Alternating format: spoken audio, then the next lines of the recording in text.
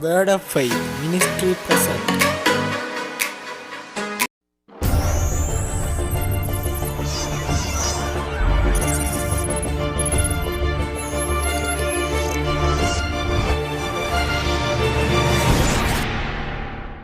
அவர்தான் அவங்க பாவத்தை மன்னிச்சாருன்னு சொல்றோம். அவருடைய பாவம் பரிமாற்றம் பண்ணது அவர்ல போயிட்டு அவருடைய நீதி உனக்கும் வந்துச்சு. இப்ப நீ நீதிமானா இருக்கிறாய். புறையனா மண்டைய போட்டு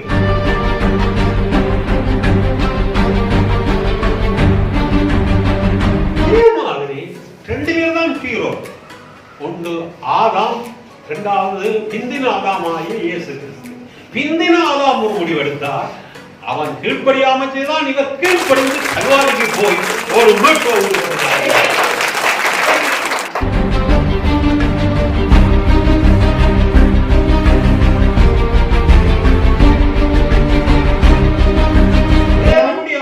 பிசாசுகளை திரத்துறபடியினால்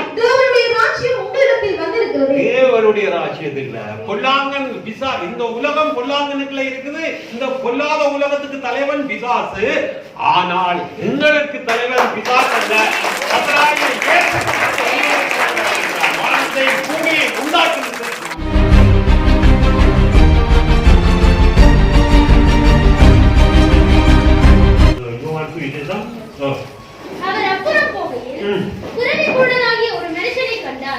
அப்பொழுது அவருடைய சீஷர்கள் அவரை நோக்கி, ரபி, இவன் குருடனாய் பிறந்தது யார் செய்த பாவம்?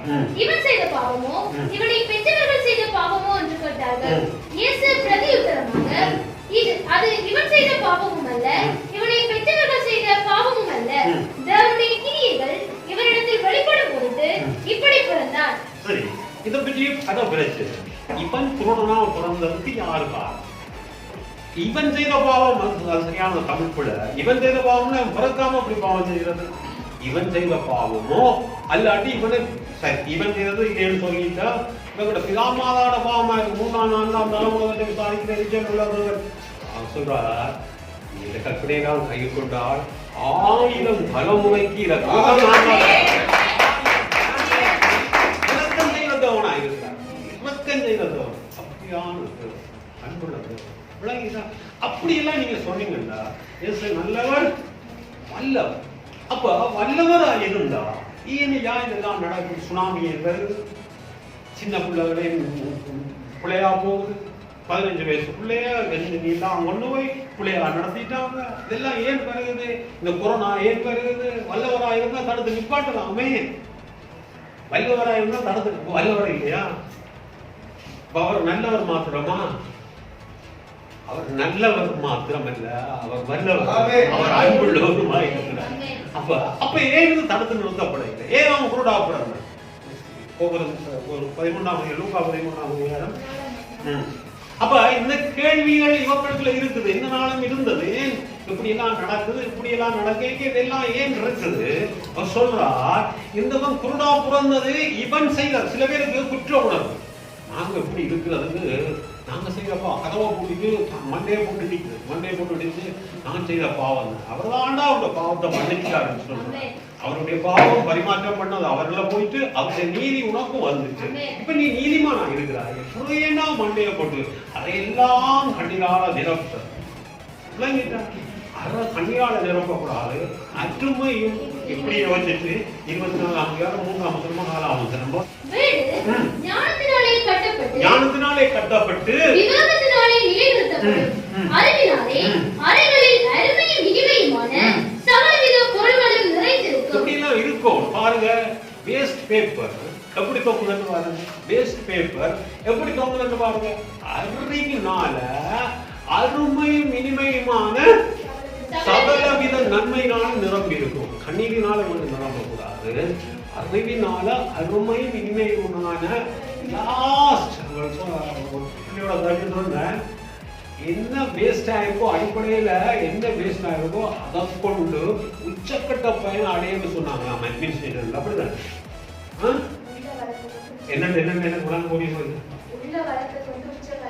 உள்ள வளத்தை சொல்லு அவள் சொல்றது வருகிறது.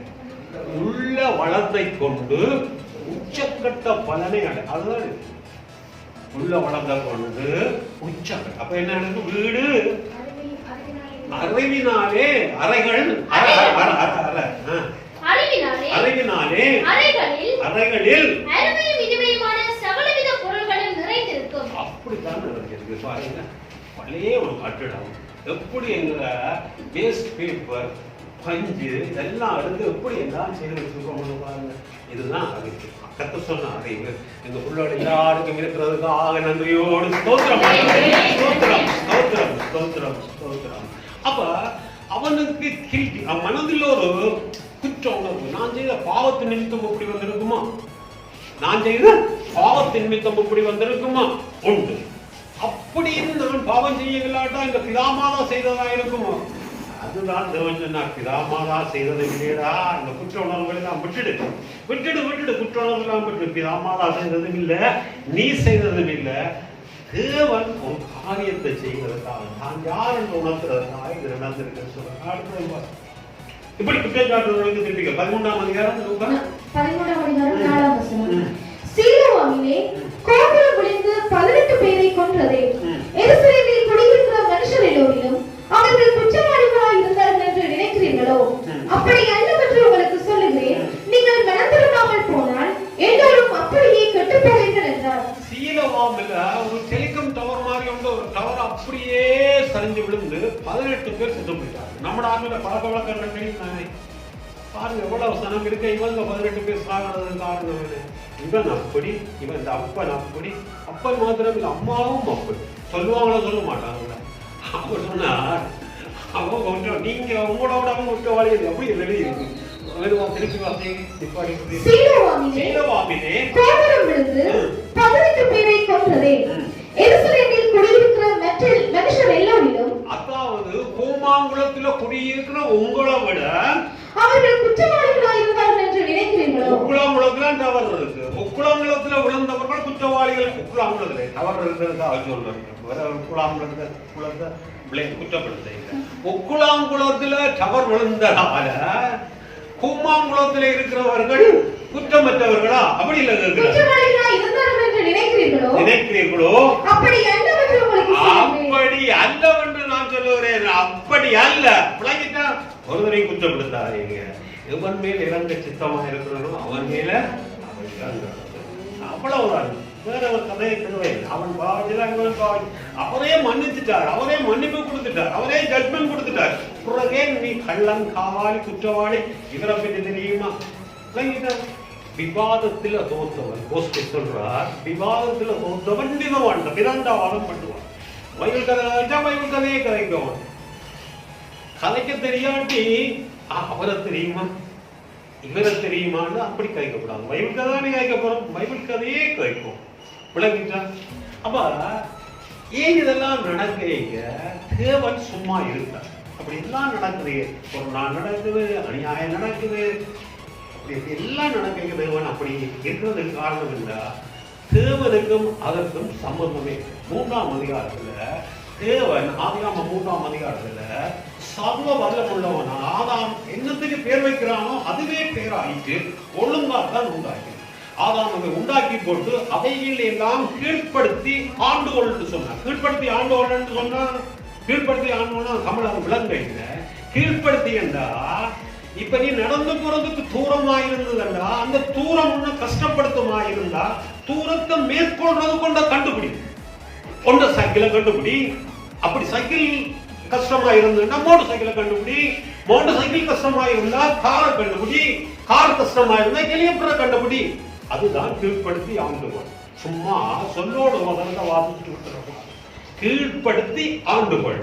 பஞ்சம் பட்டினியா இருந்தா காணியிலாம் விவசாயம் செய்து பஞ்சத்தை கீழ்ப்படுத்தி ஆண்டுகொள். பஞ்சத்தை கீழ்ப்படுத்தி ஆண்டுகொள். இதுதான் தமிழ் தெரியாம சும்மா வாசிச்சுட்டு போறது. 10ஓட 11 வாசிச்சு கீழ்ப்படுத்தி ஆண்டுகொள் சொன்னா இதுதான் அர்த்தம். விளங்கிட்டா?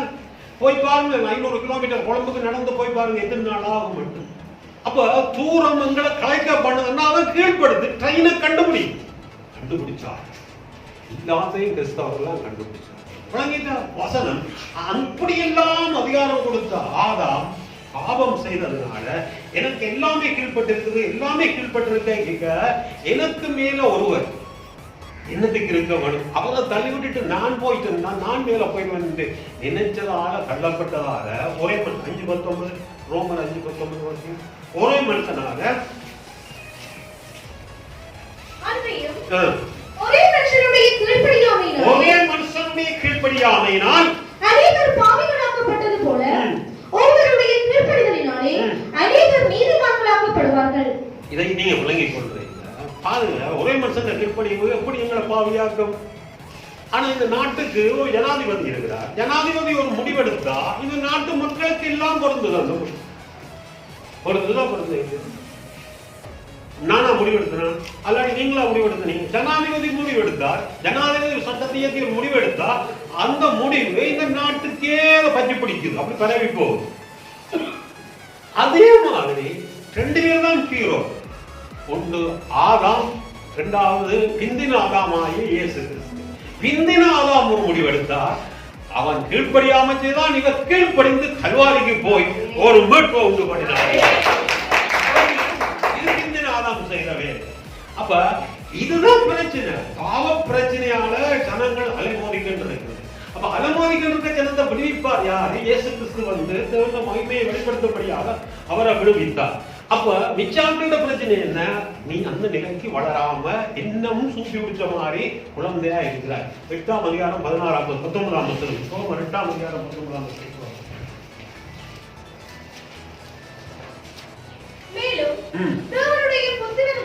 தேவனுடைய புத்திரர் வெளிப்படும் வரை சிருஷ்டியானது மிகுந்த ஆவலோடு காத்துக் கொண்டிருக்கிறது. சிருஷ்டி மிகுந்த ஆவலோடு புத்திரனா வந்து ஒரு புருஷனா வந்து கட்டளை எழுதுவதற்கு சொல்றதற்கு சிருஷ்டிக்கப்பட்ட அத்தனையும் யாரோ ஒரு மீட்பர் வந்து இந்த காரியங்களை செய்வான் என்று காத்துக்கின்றிருக்கிறார்.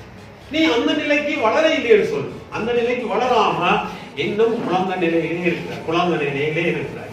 யாராவது வந்து எனக்காக ஜெபிச்சு விடுவார்களா? யாராவது எனக்கு உதவி செய்வார்களா? உந்த பசிக்கு நீ தான் சாப்பிடணும். அப்ப அந்த நிலையில நீங்க இருக்கக்கூடாது. உங்களோட பசி தாய் பிள்ளையுமா இருந்தாலும் வாயும் பயிரும் வேற. உங்க பசிக்கு நீ தான் சாப்பிடணும். இப்ப உந்த தேவைக்கு நீ தான் ஜெபிக்கணும். அப்ப நீ இன்னும் குழந்தையா இருக்கிறாள். இயேசு கிறிஸ்துவை எத்தனை பேர் ஏற்றுக்கொண்டார்களோ அத்தனை பேர்களும் பிள்ளைகள் ஆகும்படி கற்று. நமக்கு ஒரு பாலகன் கொடுக்கப்பட்டா, குமாரன் கொடுக்கப்பட்டா, இன்னும் அந்த நிலையிலே இருக்கிறாள். ஆறு வந்து எதை சொன்னாலும் கேட்டுட்டு போகிறது. யார் வந்து என்னத்தை சொன்னாலும் கேட்டு குழந்தைதான். அப்ப நாம புத்திரரா வந்து அப்படித்தான் இருக்கணும், இது இப்படித்தான் இருக்கணும்னு சொல்ற ஒரு நிலையில வளர்ந்து வருவோம். இந்த வேதத்தை எடுத்து சொல்றார் தீமோத்தேயுவுக்கு பகுத்தாய்வு செய்து என்ன சொல்றாரு? பகுத்தாய்வு செய்து திருவசனத்தை பிரசங்கம் பண்ணு சொல்றார். பகுத்தாய்வு செய்து திருவசனத்தை பிரசங்கம் பண்ணு சொல்றார். இப்போ பகுத்தாய்வு செய்து ஜனங்களுக்கு கற்றுக் கொடுக்கும்.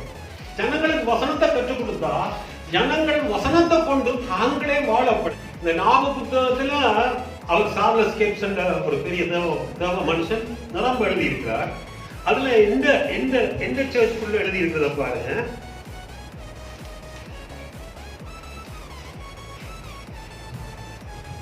அவர் எழுதினதை விட இந்த உள்ள எழுதின ஒண்ணு இல்ல இருக்குது பாருங்க. கிறிஸ்து இயேசுவினாலே ஜீவனுடைய ஆவியின் பிரமாணம் என்னை பாவம் மரணம் என்பவர்களின் பிரமாணத்தினின்று விடுதலையாக்கிட்டு பாவம் அதுக்கு விளக்கம் எழுதியிருக்கிறார். பாவ மரண பிரமாணத்துக்கு எதிராக விசுவாசம் நிறைந்த வார்த்தைகளை பேசும்போது ஜீவனுடைய ஆவியின் பிரமாணம் வேலை செய்கிறது. ஆவிக்குரிய உலகில் மிகவும் சக்தி வாய்ந்த வார்த்தைகளை பேசுகிறோம். நாம் பேசுகிற வார்த்தைகளை கேட்டு தேவதூதர்கள் எங்களுக்காக வேலை செய்கிறார்கள். இப்படி விளங்காது. இது வந்து இப்ப வந்து நீங்க நீர்கொழும்பு போவீங்களா இருந்தா சம்மனசு சுவாமியான கோயில். நாங்க கத்தோலிக்க பின்னணியிலிருந்து வந்தனாங்க தேவதூதரை சொல்றது சம்மனசன் அப்படிதான் சொல்றோம். அப்ப அதுக்கு அந்த மெயின் ஸ்ட்ரீட்ல நீர்கொழும்பு மெயின் ஸ்ட்ரீட்டுக்கு முன்னால இருக்கிற பொன்னிஞ்சால சுபேஷா கோயில் ஒன்று இருக்கு. இந்தியாவில சம்மனசு சுவாமியார் கோயில் ஒன்று ஒரு சுவாமியை வச்சிருக்காங்க. சம்மனசு சுவாமியார் கோயில் விளங்கிதான். சம்மனசு சுவாமியார வணங்குறாங்க. சம்மனசு சுவாமி வணங்குறதுக்கு தரவில்லை. எங்களுக்கு 1:14 எல்லாரும் வாசிங்க. சம்மனசு சுவாமியார வணங்குறது இல்ல. எல்லாரும் வாசிங்க. எல்லாரும் வேதம் ஒன்று 298 பக்கம். ரட்சிப்பை சுதந்திரிக்க போகிறவர்களின் நிமித்தமாக ஊழியம் செய்யும்படிக்கு அவர்கள் எல்லோரும் அனுப்பப்படும் பணிவிடை ஆவிகளாக இருக்கிறார்கள் அல்லவா? ரட்சிப்பை சுதந்திரிக்கிற எனக்கும் உனக்கும் பணிவிடை செய்கிறதுக்கு அனுப்பப்பட்டதே தேவதூதனாகி. அதுக்கு ஒரு கோயில் கட்டி கும்பிடுறான். அப்ப எப்படி வெளிப்பாடு? எப்படி வெளிப்பாடு? அதுக்கு ஒரு சமண சுவாமிக்கு ஒரு கோயில் கட்டி அவரை கைலை பண்ணி அவரை கும்பிடுறான். விளங்கிட்டா? அப்படி ஒரு மடத்தனத்துல இருந்தால் நாங்கள் தான் விடுதலையாகி வந்திருக்கோம். சமண சுவாமியாக உண்மை என்ற வழியாக தான் இதுல போய்க்கின்றது. உண்மை என்ற வழியாக தான் சொல்லு. மேல் ஸ்ட்ரீட் கங்கால சமண சுவாமியார் கோயில், மேல் ஸ்ட்ரீட்டுக்கு இங்கால நீர்கோளம் இல்ல, இங்க மேல் ஸ்ட்ரீட்ல இங்கால பெஸ்டியார் கோயில் இருக்கும். விளங்கிட்டா? அப்ப இது பிள்ளையான கண்மூடி ராமலிங்க அடிகள் சொன்னா கண்மூடி வழக்கமெல்லாம் மண்மூடி விளங்கிட்டா? அது வேத வல்லுநர் இல்ல, வேத வல்லுநர் இல்ல, அவங்களோட சைவ சித்தர்கள்ல ஒருவர் நிர்ணயிக்கிறது. கண்மூடி வழக்கம் எல்லாம் மண்மூடி போவதாக. ஆகவே தன்னுடைய பிள்ளைகளே, இந்த பொல்லாத காலத்துல பொல்லாப்பு இந்த பூமியில இருந்து 5:19 5:19 பொல்லாத உலகத்தில் 5:19 கலாத்தியர் 1:14 வாசிக்கின்றன. 5:19 உலகம் பொல்லாங்க தேவனால் நாம் தேவனால் உண்டாயிருக்கிறோம் என்றும் உலகம் முழுவதும் பொல்லாங்கனுக்குள் கிடக்கிறது உலகம் முழுவதும் பொல்லாங்கனுக்கு கிடக்குதுன்னு அறிந்திருக்கிறோம். அப்ப உலகம் எங்க இருக்குது? நாங்க உலகத்துல தான் இருக்கிறோம். அந்த உலகம் முழுவதும் பொல்லாங்கனுக்குள்ள கிடக்கிறபடியா இந்த பொல்லாத காரியங்கள் நடந்துகிட்டு. பொல்லாத காரியங்கள் நடந்துகிட்டு இதுலயே இருக்குது. கலாத்தியர் 1:14 என் ஜனத்தாரில் என் வயதுள்ள அநேகரை பார்த்தேன்.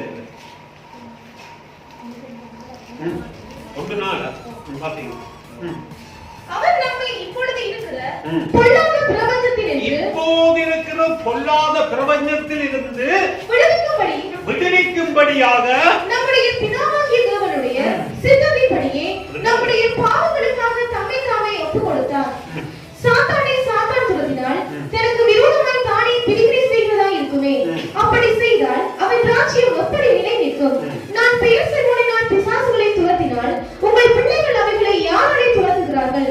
ஆகையால் அவர்களை உங்களை நியாயத்தீர்ப்பவர்களாய் இருப்பார்கள். நான் இதுக்கு வர இல்ல, நீங்க கவனிக்க வேணும்ன்ற பகுதி இதுக்கு வர இல்ல. அப்படி கொடுத்த சங்கதி வாசிக்கிறா, மிச்சத்தை வாசிக்கிறா. நான் தேவனுடைய ஆவியினாலே பிசாசுகளை துரத்துகிறபடியால் ஆவியினால் பிசாசுகளை திரத்துறபடியினால் பிசாசு கதைக்கவில்லை. நீ நானும் எங்கே இருக்கிறோம் என்று சொல்ல வந்தது. தேவனுடைய ஆவியினாலே பிசாசுகளை திரத்துறபடியினால் என்னுடைய வானத்திலும் பூமியிலும் எனக்கு அதிகாரம் இருக்கு. ஆகையால் அப்படி திரும்பி சொல்றார் அப்போஸ்தலரை பார்த்து, பிசாசுகளை திரட்டுங்கள், வியாதிகள் மேல் கரங்களை வையுங்கள், நவமான பாசைகளை பேசுங்கள், சர்ப்பங்களை எடுங்கள் என்ன சொல்றார்? வானத்திலும் பூமியில இருக்கிற அதிகாரம் இருக்கு, இதையெல்லாம் செய்யுங்க. இதெல்லாம் வரம் இல்ல, வசனம். இதெல்லாம் கண்ணுக்கு தெரியல. வாசிங்க. நாம் தேவனுடைய ஆவியினாலே பிசாசுகளை துரத்துகிறபடியால் தேவனுடைய ஆவியினாலே பிசாசுகளை திரத்துறபடியினால் தேவனுடைய ராஜ்யம் உங்களிடத்தில் வந்திருக்கிறது. தேவனுடைய ராஜ்யம் இல்ல, பொல்லாங்கன் பிசா. இந்த உலகம் பொல்லாங்கனுக்குள்ள இருக்குது. இந்த பொல்லாத உலகத்துக்கு தலைவன் பிசாசு.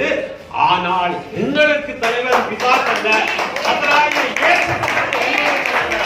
வானத்தை பூமியை உண்டாக்கினது எங்களோட தலைவராக இருக்கிறார்.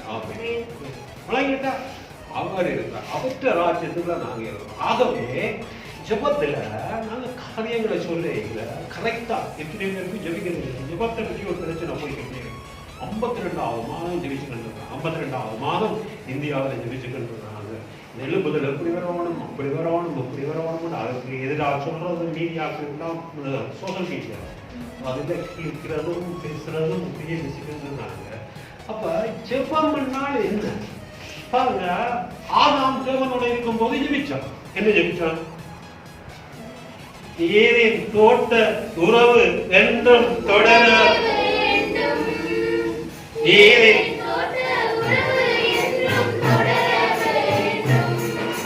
சிலுவை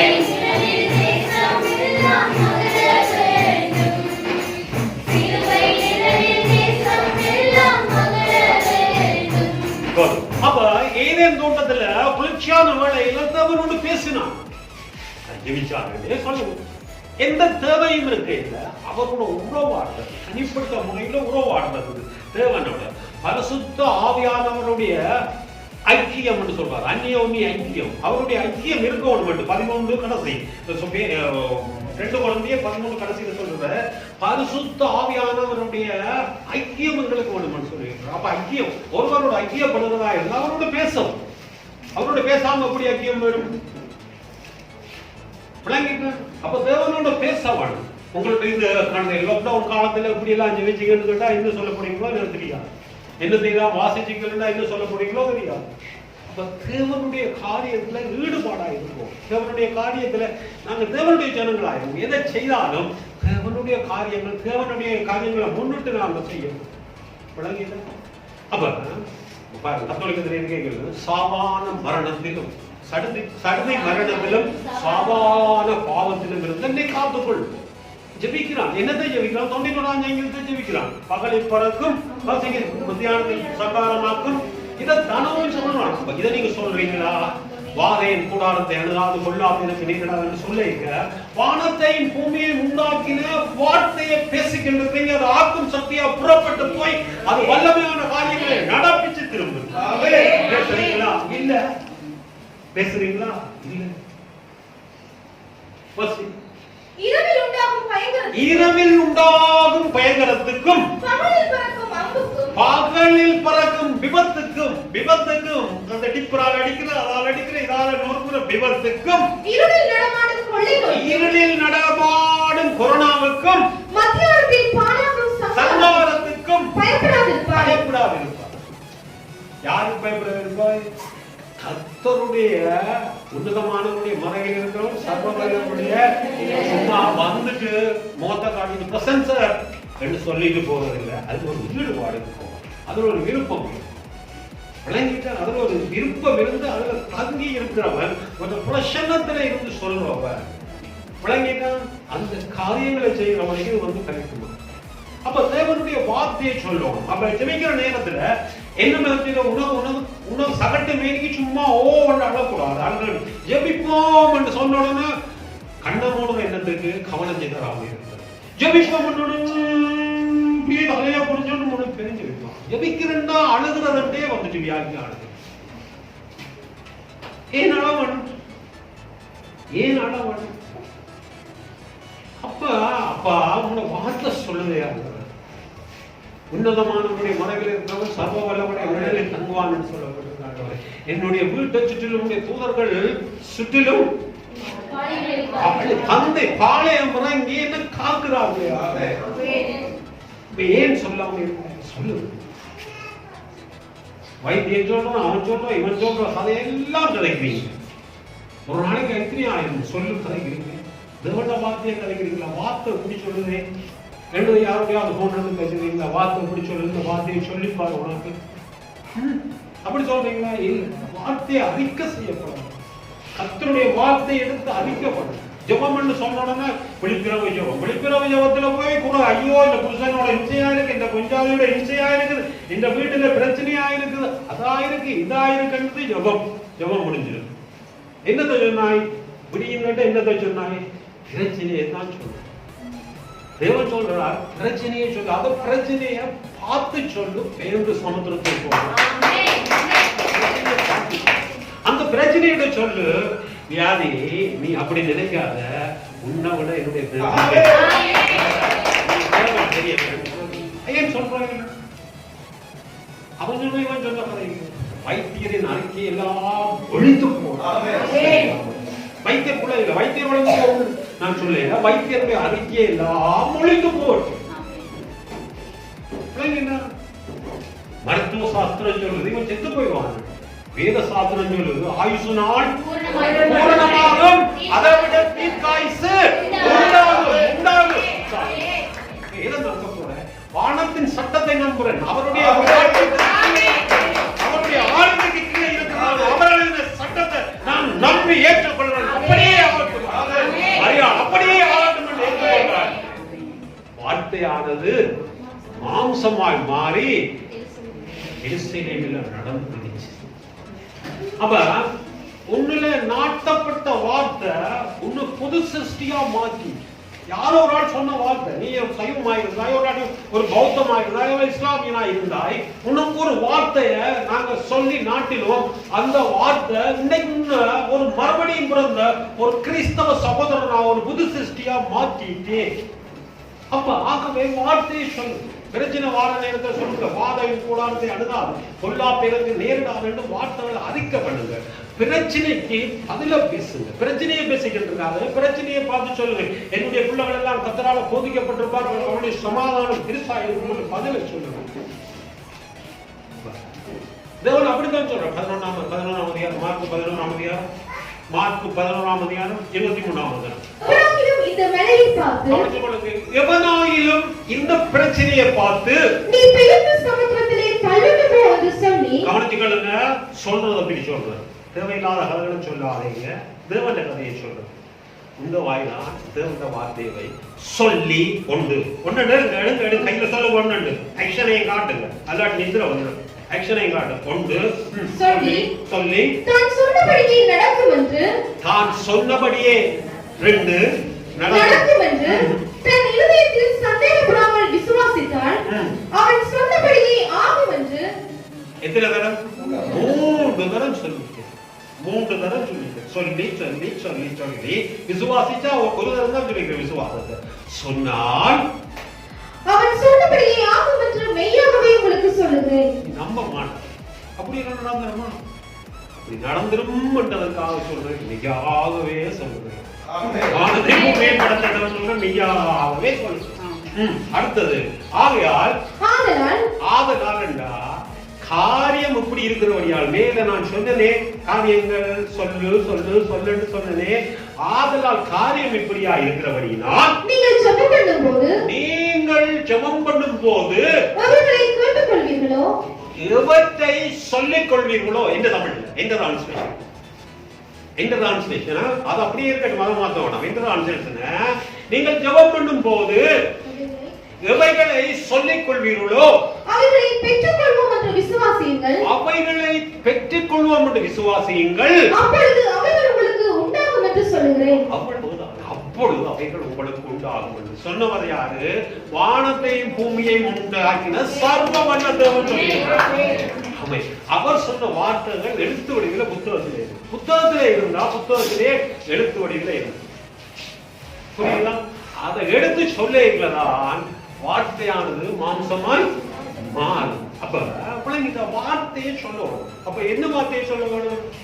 அவன் அப்படி இவன் அப்படி என்ற வார்த்தை சொல்லக்கூடாது. அவன் இம்சையா இருக்கிறான், இவன் இம்சையா இருக்கிறான் என்ற வார்த்தையை சொல்லக்கூடாது. என்னுடைய பிள்ளைகள் கத்தரால போதிக்கப்பட்டிருப்பார்கள், அப்படி சமாதானம் அப்படி சொல்லணும். வார்த்தைய ஜெபம் பண்ற உடனே நீங்கள் ஒன்றுக்கும் கவலைப்படாமல் எல்லாவற்றையும் குறித்து கவனிச்சுக்கொள்ளுங்க. நாம் என்ன செய்யற உட்கார்ந்து கவலை. இந்த புள்ள மார்க்ஸ் எடுத்துட்டே பார்த்து இந்த அடுத்த முறையாவது அடுத்த ஸ்டெப் அதுலயாவது கூட எடுக்கிறது. எல்லா யுவக்குழுக்கும் கடிதம் படிச்சு அனுப்பிடுவாங்க. எல்லாரும் இந்த புள்ள மார்க்ஸ் குறைஞ்சு, இந்த புள்ள மார்க்ஸ் இந்த புள்ள வழியில் சுகதேசியாங்களை படைச்சிருக்கிறார். அதான் நினைச்சு பேசுவோம். ஒரு ஆளுக்கு ஈரமில்லை என்ற பிரச்சனை, ஒரு ஆளுக்கு கட்டியம் பிரச்சனை, ஒரு ஆளுக்கு கருப்பண்ணை பிரச்சனை, ஒரு ஆளுக்கு வெள்ளைய பிரச்சனை, ஒரு ஆளுக்கு உடம்பில்லை என்ற பிரச்சனை, பல விதமான பிரச்சனைகள். எல்லா பிரச்சனையும் அப்படி இருக்கட்டும். நீங்க ஒன்றுக்கும் கவலைப்படாமல் எல்லாவற்றையும் குறித்து அளவனமா கவலைப்படாம என்றால் வீடு நிரம்ப கவலையால நிரப்பி வச்சு, வீடு நிரம்ப கவலை, அதை குறிச்சு கவலை, இதை குறிச்சு கவலை, இந்த பிரச்சனை என்னவாயிரும் என்று கவலை, அந்த பிரச்சனை அவர் சொல்ற ஒன்றுக்குமே கவலைப்படாத வானத்தையும் பூமியையும் படைச்சதவன் காத படைச்சதவன் கேட்டு கண்டிருக்கிறார். ஒன்றுக்கு கவலைப்படாமல் எல்லாவற்றையும் குறித்து எல்லாவற்றையும் கல்யாண காரியம், புள்ள வளர்ற காரியம், புள்ள ஏற்றத்தின் பண்ற காரியம், குழந்தை பிறக்கிற காரியம், எல்லாவற்றையும் குறித்து உங்கள் விண்ணப்பங்களை கவனம் முடிக்கப்படுங்க. உங்கள் விண்ணப்பங்களை தேவனிட வேண்டுதலை ஸ்தோத்திரத்தோட கூடின ஜெபத்தினாலும் வேண்டுதலினாலும் தெரியப்படுத்துங்கள். என்னது தெரியப்படுத்துறது. ஸ்தோத்திரத்தோட கூடின ஜெபத்தினாலும் மனிதனாலும் எப்படி தெரியப்படுத்துறது? புருஷன்தானே குடிச்சு போட்டு வாரான். ஆண்டவரே இவன் குடிச்சிட்டு வாரான், உங்க ஸ்தோத்திரம் ஒத்து வருமா? ஆண்டவரே இவனோட ஒரே இம்சையா இருக்குது, ஒத்து வருமா? ஆண்டவரே இவன் ஒரே அதி உதயா இருக்குது, ஒத்து வருமா? தேவனுடைய ஸ்தோத்திரம் வரவணுமாயிருந்தா தேவனுடைய வார்த்தையை சொல்லு. என்னுடைய பிள்ளைகள் கர்த்தராக போதிக்கப்பட்டிருப்பார்கள். அவருடைய சமாதானம் பெருசா இருக்கும் என்று சொன்னபடியால் உமக்கு ஸ்தோத்திரம் ஒத்து போதா, ஒத்து போயில்லையா? ஒத்து போகுது. அப்ப அந்த வசனத்துல சொன்னது இல்ல, நீங்க ஜெபம் பண்ணும் போது ஆங்கில வேதாகமத்துல இருக்கு, எவற்றை விரும்பி கேட்டுக்கொள்வீர்களோ அவற்றை பெற்றுக்கொள்வோம் என்று விசுவாசியுங்கள், அப்பொழுது அவைகள் உண்டாகும். அப்ப விரும்புறது என்ன?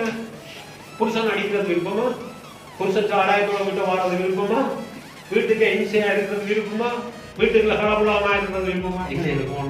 வீட்டுக்குள்ள வெற்றி இருக்கிறதுக்காக ஸ்தோத்திரமானவர், வீட்டுக்கு விடுதலை இருக்கிறபடியால் ஸ்தோத்திரமானவர், வீட்டுக்குள்ள சமாதானம் இருக்கிறபடியால் ஸ்தோத்திரமானவர், வீட்டுக்குள்ள ஏசி கூட்டி இருக்கிறபடியால் ஸ்தோத்திரமானவரே, வீட்டுக்குள்ள நல்ல வென்டிலேஷன் வசதி இருக்கிறபடியால் ஸ்தோத்திரமானவரே, என்னுடைய பிள்ளைகள் எல்லாம் சந்தன மரத்தை போல இருக்கிறபடியால் ஸ்தோத்திரமானவரே, என்னுடைய பிள்ளைகள் எல்லாம் ஒலிவ மர கன்றுகளை போல இருக்கிறபடியால் ஸ்தோத்திரம். இதோட ஸ்தோத்திரம் ஒத்து போகுமா போவாதா? அதைத்தான் அவர் சொல்றார். இப்படி எல்லாம் பிள்ளையா ஜெபிக்காதீங்க, அவங்கள போய் பிள்ளையா கண்டகங்காதீங்க. சொல்லுங்க, வசனத்தை எடுத்து சொல்லுங்க. வசனம் அங்கே இங்கே இருக்கும், அதை எடுத்து சொல்லுங்க. இந்த உள்ள ஒளிவ மர கன்றுகளை போல இருப்பார், நீர் எழுதி வச்சிருக்கிறீரே, ஆனபடியால் உமக்கு ஸ்தோத்திரமான குழந்தைட்டா கண்ணீரால விட்டு நிரப்பாதீங்க, வசனத்தால வார்த்தையை நிரப்புங்க. அதுக்கு கீழே என்ன எழுதிக்கிறார்? அப்பொழுது எல்லா புத்திக்கும் மேலான தேவ சமாதானம், எல்லா புத்திக்கும் கவுன்சிலர் தார புத்திக்கு மேல, ப்ரொக்டர் தார புத்திக்கு மேல, டாக்டர் தார புத்திக்கு மேல, எல்லா புத்திக்கும் மேலான சமாதானம் உங்கள் இருதயங்களையும் உங்கள் சிந்தைகளையும் கிறிஸ்து இயேசுவுக்குள்ளாக காத்துக்கொள்ளும். காத்துக்கொள்ளுமா? உங்கள் சிந்தை இருதயம். சிந்தை குழம்பிட்டா போச்சு, சிந்தை குழம்பிட்டா போயிட்டு. வீடு அன்னைக்கு ஒரு பிரச்சனை வந்துட்டுண்டா, ஒரு பிள்ளைக்கு வந்துட்டா கூடியே வீடு குழம்பி போய் குழம்பாதா? அப்ப என்ன செய்யுமா? உங்க சிந்தையையும் உங்கள் இருதயங்களையும் கிறிஸ்துவுக்குள்ளாக காத்துக்கொள்ளும். இப்ப பாசிட்டிவா சொல்றாங்க. அப்புறம் மிச்சத்தை நீங்க தாறுமாறா தெளிவீங்கன்னு மிச்சத்தை பார்க்கலாம். கடைசியாக சகோதரரே, உண்மையுள்ளவைகளோ, கடைசியாக சகோதரரே உண்மை உள்ளவைகள். பாசிட்டிவா கதை, நெகட்டிவா கதைக்காது, அது வாய்க்காது. சொல்றதுதான் ஏலோட அமெரிக்காவுக்கு போயிடும்.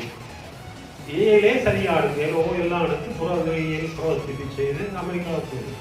அமெரிக்காவே காலம் மண்டி வீடு மண்டி படிவாங்க. ஆமே ஆமே ஆமே ஆமே. நீ வந்தால் முடியாததும் சாத்தியமாகுமே. நீ வந்தால் சூழ்நிலை மாறுமே, முடியாததும் சாத்தியமாகுமே. நீ வாருமே நிறைவே, நீ வேண்டுமே நிறைவே, நீ போதுமே ஆவியானவரே.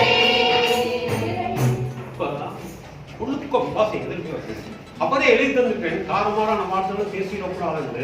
அவர் ஒரு பட்டியலை தந்திருக்கிறார். இந்த பட்டியலின்படி செய்தோமா இருந்தா வாய் உபவாசம் என்று சொல்லி போயிருக்கு, உபவாச ஜபம் போய் கேட்டு போட்டு சாப்பாடு மாத்திரம் தான் வாய்க்குள்ள போயில கதைக்க வேண்டிய அத்தனை கதையும் நினைச்சுக்குவாங்க. வாய்க்கு ஒரு உபவாசம் போட்டா நல்லா இருக்கு, வாய்க்கு ஒரு உபவாசம் போட்டா நல்லா இருக்கு, வாயை மூடி கட்டு இருந்தா கதைக்க வேண்டிய அத்தனை நல்லதா. அவர் அப்படி இவர் இப்படி இவர் இப்படி உபவாச ஜபம் ஒரு மணி தியாகம், அவர் இவரை பற்றி கதைச்சது ஒரு 2-3 மணி தியாகம். அது என்ன கண்ட உடனே இவருக்கு தெரியும், அவர் சொல்லுவேன் இன்னும் என்ன மணினாலே பார்க்குறா, யூடியூப்ல பார்க்குறா, ஃபேஸ்புக்ல பார்க்குறா, எல்லாம் பார்க்குறா. எப்ப என்னவா இப்ப சொன்னா அதுக்கு ஒரு பிரச்சனை என்ன பசி இல்ல சிரிக்கிற மாதிரி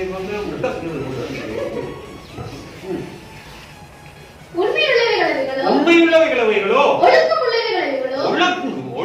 ஒழுங்குள்ளவைகளோ நீதி உள்ளவைகளோ அடுத்த சொந்தத்தை திருடக்கூடாது. நீதி உள்ளவைகள் அவைகளோ கற்புள்ளவைகள் எவைகளோ வேலி அரைக்கு போகும். இந்த புத்தி போவா வேலி இப்படித்தான் கண்டு வச்சிருப்பாங்க.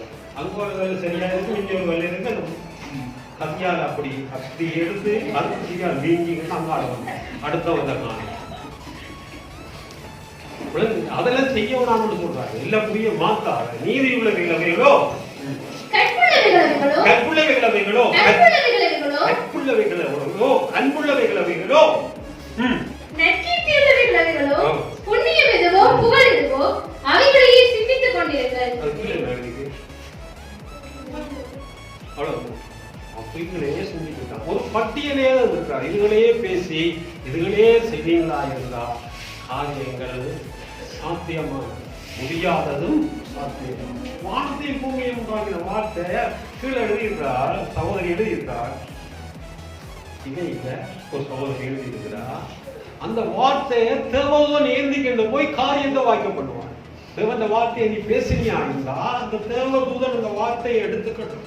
பணிவிட செய்கிற ஆவிகள் எங்களுக்காக வைக்கப்பட்டது. நாங்க பாவிக்கிறோம். பணிவிட ஆவிகளுக்கு கட்டளையிடும் போது தேவன் வார்த்தையை அது வேண்டிக்கிட்டு போய் பணிவிடையை செய்து காரியத்தை வாய்க்கப்படும். தேவன் ஒருவர் ஜெபிக்கிறது சொல்லிட்டு தேவன் ஒருவர் இருந்தா ஏறுபடி நடக்கும். சாத்ராக் மேசாக் ஆபேரேக்கு கொண்டு போய் சாத்ராக் மேசாக் ஆபேரேக்கு கொண்டு போய் ஏன் தேவன் ஒருவர் இருந்தால் தேவனுக்காக வைராக்கியமா நிற்கிறார்கள். அவர் ராஜா உண்டாக்கின பொற்றிலே வணங்க மாட்டேன் என்று சொல்றார்கள். அவர்களை பற்றி இவர்கள் போட்டுக் கொடுக்கிறார்கள். போட்டுக் கொடுத்த பிறகும் அவன் சொல்றான் வணங்க மாட்டேன் என்று சொல்றான். அப்படிப்பட்ட நேரத்துல கூடி ராஜா என்ன செய்தான், கொண்டு போய் இவன் விதமா பார்க்கறாங்க.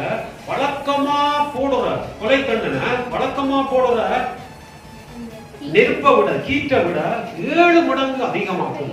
ஹீட்டை 7 மடங்கு அதிகமாக்குங்க. இப்படியா கேட்டுக்கொள்ளுங்க. ஹீட்டை அதிகமாக்குங்க என்று சொன்ன நேரத்துல இவங்க அப்படி கொண்டு போய் போட்டவன் சென்று போயிட்டான். ராஜாவின் கட்டளை கடுமையா இருந்தபடியினால் சூளை மிகவும் சூடாக்கப்பட்டிருந்தபடியினால் 3ஆம் அதிகாரம் 22 1033 ராஜாவின் கட்டளை கடுமையா இருந்தபடியினாலும் சூளை மிகவும் சூடாக்கப்பட்டிருந்தபடியினாலும் அக்கினி ஜுவாலையானது சாத்ராக் மேஷாக் ஆபேத்நேகோ என்பவர்களை தூக்கி கொண்டு போன புருஷனை கொன்று போட்டது. தூக்கி கொண்டு போனவங்கள கொண்டு அப்ப போட்டவங்களுக்கு என்ன நடந்தது? சாத்ராக் மேஷாக் ஆபேத்நேகோ என்னும் அந்த 3 புருஷர்களும் கட்டுண்டவர்களாய் எரிகிற அக்கினி சூளையின் நடுவிலே விழுந்தார்கள். அப்பொழுது ராஜாவாகிய நேபுகாத்நேச்சர் பிரமித்து தீவிரமாய் எழுந்திருந்து தன் மந்திரிமார்களை நோக்கி 3 புருஷரை என்னவோ கட்டுண்டவர்களாக அக்கினியிலே போட்டார். 3 பேரா போட்டோம் இல்லடா, 3 பேரே இந்த போட்டோம் அக்கினிக்கு. அதுக்கு அவன் இதோ 4 பேர் விடுதலை. 4 பேர் லாத்துறாங்களே. ஏசிக்குல லாத்துன மாதிரி அக்கினிக்குல லாத்துனவங்க ஏசிக்கு லாத்துன ஏசிக்கு உலாவுற மாதிரி உலாவுறாங்களே என்று சொல்றாரு. விளங்கிட்டா? அப்ப தேவன் நேபுகாத்நேச்சருக்கு ஒரு நெஞ்சடைப்பை கொடுத்திருக்கலாம், அல்லாடி போடாம பண்ணிருக்கலாம். விளங்கிட்டா? அப்படித்தான் கேக்குறாங்க. போடாம பண்ணிருக்கலாமே, கர்ண காட்ட செய்திருக்கலாமே. தேவன் தேவனாய் இருக்கிறார். நீ ஆயிரு. தேவன் என்ன செய்வார்? வருவார். அவர் அன்புள்ள தேவன். அவர் அன்புக்கு அளவவே முடியாது. ஒரு கிணத்துக்குள்ள புள்ள விழுந்துட்டா நல்ல தகப்பன் நல்ல தாய்கள் இருக்கிறாங்க. கிணத்துக்கு புள்ள விழுந்துட்டு கேணிக்க விழுந்துட்டு நீச்சலே தெரியாது, தாக்கின் தெரியாது, தகப்பனுக்கும் தெரியாது. உடனே நீச்சல் தெரிஞ்சால கூப்பிடுவீங்களா, நீங்க பாருவீங்களா? அதுதான் தேவனே அக்கினிக்குள்ள பாஞ்சார். அக்கினிக்குள்ள பாஞ்சார் தேவன் பாஞ்சு. ஆமே, நீ வந்தால் சூழ்நிலை சாதகமா மாறிட்டு. ஆமே, நிச்சயத்தை பாருங்க. வாசி, தொடர்ந்து வாசி. அப்பொழுது நேபுகாத்நேச்சர் வசனித்து நேபுகாத்நேச்சர் பிரஜாதி ராஜா வசனித்து சாத்ராக் மேஷாக் ஆபேத்நேகோ என்பவர்களுடைய தேவனுக்கு ஸ்தோத்திரம். அவர்கள் தங்களுடைய தேவனை தவிர வேறொரு தேவனையும் சேவித்து பணியாமல் அவரையே நம்பி ராஜாவின் கட்டளையை தள்ளி தங்கள் சரீரங்களை ஒப்புக் கொடுத்ததினால் அவர் தமது தூதனை அனுப்பி தம்முடைய தாசரை விடுவித்தார். ஆதலால் சாத்ராக் மேஷாக் ஆபேத்நேகோ என்பவர்களுடைய தேவனுக்கு விரோதமாக தூஷண வார்த்தையை சொல்லுகிற எந்த ஜனத்தானும் எந்த ஜாதியானும் எந்த பாஷைக்காரனும் துண்டித்து போடப்படுவான். எப்படி எப்படி எப்படி எப்படி வர வேண்டிய வழியில வருவாரு. அப்ப காரியங்களை நீ தான் பழுதாக்கி வச்சிருக்காரு. உலகத்தை பழுதாக்கி வச்சிருக்கிறது. ஒரு நல்லா ஓடுற மணிக்கூட இடையில ஏதாவது போட்டு குளத்து விட்டா மணிக்கூட சரியா ஓடுமா? அப்ப நல்லா ஓடிக்கண்டு நல்லா சுத்தின உலகம் தான். தேவன் புலையான உலகத்தை உண்டாக்கி இருப்பாரு. புலையான எல்லாவற்றையும் ஒழுங்கும் கிரமமா செய்கிறது. அவன் புலையான உலகத்தை உண்டாக்குவார். அப்ப முதலாம் வசனம் முதலாம் வசனத்துல சொல்றார் உண்டாகியது. இரண்டாவது வசனத்தை பாருங்க. 1-2. ஆதியிலே தேவன் வானத்தையும் பூமியையும் சிருஷ்டித்தார். பூமியானது ஒழுங்கின்மையும். ஆதியில தேவன் வானத்தையும் பூமியையும் உண்டாக்கினார். உலகத்தை உண்டாக்கினார். பிறகு நிச்ச காலத்துல என்ன நடந்தது? அடுத்த 2ஆம் வசனம் பூமியானது ஒழுங்கின்மையும். பூமியானதை ஒழுங்கின்மை ஆக்கிவிட்டான். பூமியானதை ஒழுங்கின்மை ஆக்கிவிட்டான். அப்ப இந்த ஒழுங்கில்லாதத ஒழுங்காக்குறதுக்கு தான் புத்திரருடைய படமான சர்வ சிருஷ்டியின் காத்துக்கள் இருக்கு. நீ எழும்பி எப்ப சொல்லுவியோ அப்ப புயல் அடங்கும். விளங்கிட்டா? படகுல போன நேரத்துல ஆண்டவர் ஐயரே நாங்க சாக போறோம், நிறுத்த போறது நியாயமா? கேட்ட நேரத்துல அவர் எழும்பி என்ன சொன்னார்? உங்கள் காத்தை எங்கடலை மடக்கி போட்டு உங்கள் விசுவாசம் எங்க போயிட்டு கேட்டார். ஏன் கேட்டார்? அதுக்கு அர்த்தம் என்ன? என்ன டிரான்ஸ்லேஷன் சொல்றாங்க? அடே காத்தையும் கடலையும் அடக்குறதற்கு ஏண்டா என்ன அரட்டினாய், நீயே நிப்பாட்டி இருக்கலாம் இல்ல? அப்படிதான் சொல்றாங்க. அப்படிதான் சொல்றாங்க. இப்படி எங்களை அதுக்காக தகுதி படைச்ச ஆக்களாக உருவாக்குறதுக்காகத்தான் இந்த பூமியை கீழ்ப்படுத்தி ஆண்டு மனுஷன். வானத்தை பார்த்து பேசினால் நட்சத்திரங்கள் உண்டாகும். வானத்தை பார்த்து பேசினால் நட்சத்திரங்கள். பூமியை பார்த்து பேசினார் மரம் செடி கொடிகள் எல்லாம் உண்டாகும். தண்ணீரை பார்த்து பேசினார் மீன்கள் உண்டாகும். மனுஷனை உண்டாக்குறதுக்கு யாரை பார்த்து பேசினார்? தன்னை பார்த்தே பேசினார். அப்பனம் போல நாங்க இருக்கோம், தேவனம் போலவே இருக்கிறோம். ஆகவே நீ எழுந்து இந்த வேலையை வச்சு உன்னுடைய ஜனங்களை காத்துக்கோ. உன்னுடைய ஜனங்களை தேவன் செய்ய வேண்டியது எல்லாம் செய்யுது. நாங்க நினைக்கிறோம் இல்லையா? நாங்க ஜெபிச்ச போலதான் தேவன் ஏதோ அவங்களோட கதைகள கணக்குகள் எல்லாம் கேட்டு செய்கிறார்கள். அப்படி இல்லை. தேவன் எல்லாவற்றையும் ஏற்கனவே செய்து முடிச்சுட்டார். அந்த செய்து முடிச்ச காரியத்தை திரும்பவும் நீங்க சொல்லிக்கிட்டு இருக்கிறதா? தேவனே யோசிக்கிறான், என்னத்தை கேட்கிறான்? எல்லாத்தையும் செய்து முடிச்சிருக்கேன். சாப்பாடு போட்டு டைனிங் டேபிள்ல இருக்குது. சாப்பாடு தான்மா, சாப்பாடு தான். என்னடா இவனுக்கு மென்டலா போயிடும் அப்படித்தானே நாங்க யோசிப்போம். சாப்பாடு மேசை எடுத்து சாப்பிட வேண்டிய பண்ணி கொடுத்தாலும் அதே மாதிரி தேவன் எல்லாம் முடிந்தவர்கள் சொன்னார். கிறிஸ்துவுக்குள்ள சகல ஆசீர்வாதம் 1:3 எபேசியர் 1:3 இல்ல, கிறிஸ்துவுக்குள்ள சகல ஆசீர்வாதம் பார்த்தீங்க.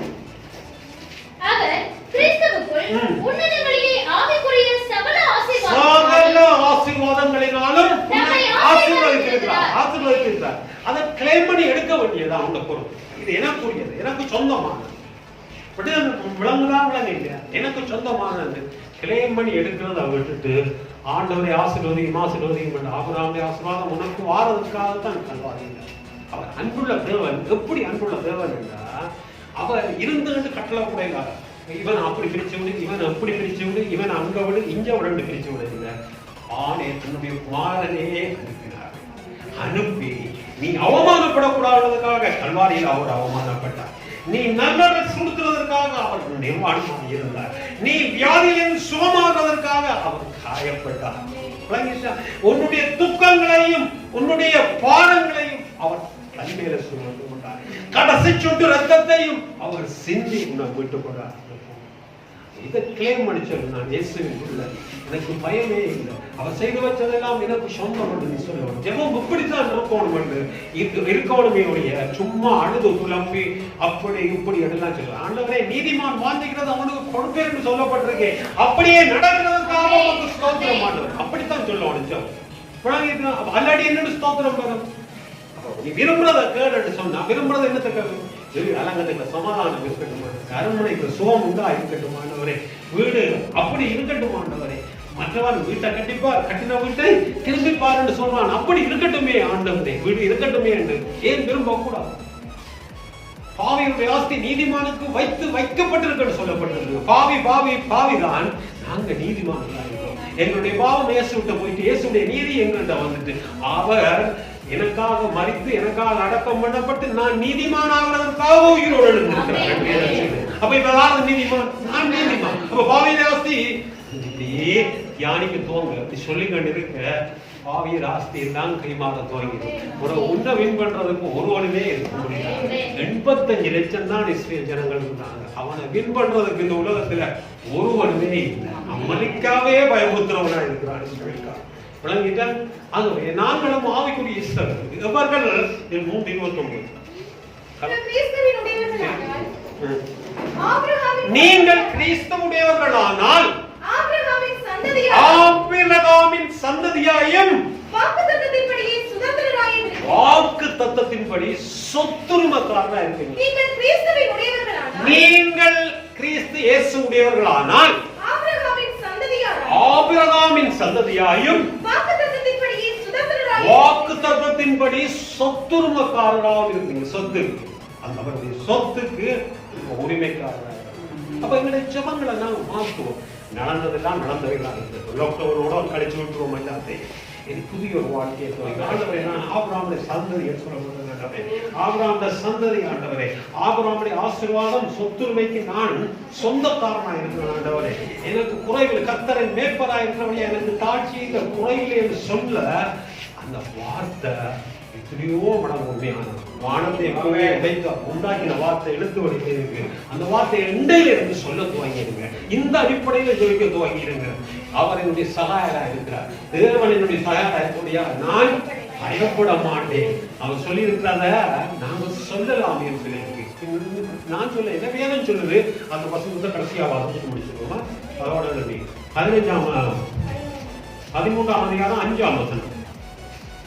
நான் உன்னை விட்டு விலகுவதுமில்லை, உன்னை கைவிடுவதுமில்லை என்று அவர் சொல்லி இருக்கிறாரே. கவனிச்சுக்கோங்க தங்கா, அவர் சொல்லி இருக்கிறாரே என்றதை யோசிங்க. அவர் சொல்லி இருக்கிறாரே, அடிக்கோடுங்க, மனதால் அடிக்கோடுங்க.